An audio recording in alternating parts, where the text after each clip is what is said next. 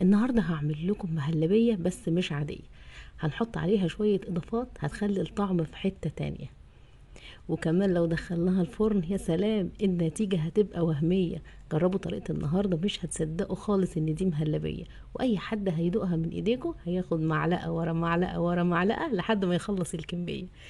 ويلا بينا نشوف الطريقة والمقادير. وفي الاول كده بسم الله هنحتاج لتر حليب، يعني 4 كوبايات كبار. تمام. واحنا بنفضي اللبن هنشيل منه نص كوباية ونركنها كده ثانيتين على جنب. بعد كده هنبتدي نحلي اللبن بنص كوباية سكر، وممكن نزود السكر حسب ما بنحب. وهنضيف كمان نص كوباية دقيق. مهلبية النهاردة احنا هنعملها بالدقيق، هنحط نسبة قليلة من النشا. بس جربوا الطريقة بتاعت النهاردة مش هتصدقوا قد ايه طعمها رهيب. هنقلب الدقيق كويس قوي لحد الدقيق ما يختفي خالص في الحليب. ونجيب نص كوباية اللبن هندوب فيها معلقتين كبار نشا، ونقلب النشا مع اللبن لحد ما يدوب، ونركن الكوباية شوية على جنب لحد ما نسوي المهلبية اللي هي مهلبية الدقيق. هناخدها على طول ونروح على النار، ونار أعلى من المتوسطة، وتقليب باستمرار لحد الخليط ما يبتدي يتقل. واحدة واحدة كده وقلبي واوعي تسيبيها علشان الدقيق ما يعملش كتل. الخليط هيتقل معانا، لازم نسيبه لحد ما يغلي ويبقبق بالشكل ده.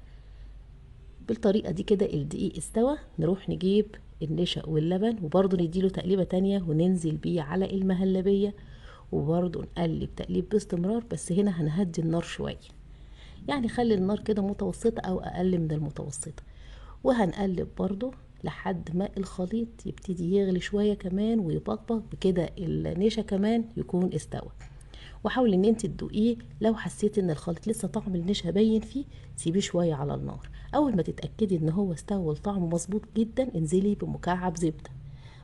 ومكعب الزبده هنا اختياري، بس اضافته بتخلي المهلبيه يعني حلاوتها زياده. بعد كده هنضيف كيسين فانيليا ونقلب باستمرار. المهلبيه معانا مستويه، بس هنصبر ثواني لحد الزبده ما تسيح، تقلبتين تلاتة الزبده هتسيح معانا وتختفي. هنشيل المهلبيه من على النار، وهنلاحظ كده فيها مطه كده بسيطه كده مظبوطه.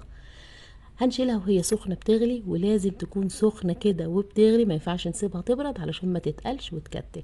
انا هستخدم الاطباق الحراريه علشان هدخلها تحت الشوايه.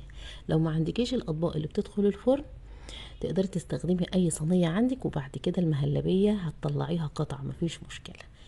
المهم هنتصرف، وبكده المهلبيه تقدري تاكليها. لو مش حابه تدخليها الفرن كده طعمها ممتاز، بس علشان نخلي الطعم في حته تانية زي ما قلنا هنحط على الوش حته قشطه او كريم شانتيه.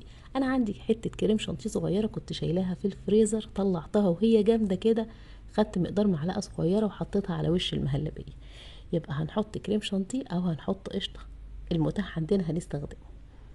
وفعلا لازم الطعم يبقى في حته تانية، وكمان المهلبيه يبقى وشها مكرمل على الاخر. فهنحط صوص الكراميل الجاهز، وده هيخلي طعم وشكل وريحه مفيش احلى من كده. جربيها وعلى ضمانتي مش هتصدقي النتيجه. هنحط شوية من صوص الكراميل على الوش، وبرضه نقدر ناكلها كده لو مش عايزينها تدخل الفرن. بس طوعيني كده ودخليها الفرن وشوفي النتيجة بنفسك. فعلا المهلبية دي مش هتاكليها عند حد تاني. انا بوريكم هنا ان احنا نقدر ناكلها من غير ما ندخلها الفرن، وهيبقى طعمها جميل جدا بصوص الكراميل. بس هندخلها الفرن بقى نديها وش كده علشان نكرمله، ويبقى فعلا طعم وشكل وريحة. بص الوش بيبقبق ازاي، ريحتها هايلة هايلة هايلة. بعد كام دقيقة كده تحت الشواية الوش هيتكرمل معانا وهيبقى تحفة. شكلها بقى مغري بزيادة. انا طلعتها وهي دافية كده، اخدت منها معلقة، وفعلا معلقة ورا معلقة ورا معلقة بتلاقي نفسك خلصتي الطبق اللي قدامك، وممكن تدخلي على الطبق اللي جنبه. طريقة النهاردة سهلة وبسيطة، بس فعلا الطعم مختلف. النتيجة هتبهرك.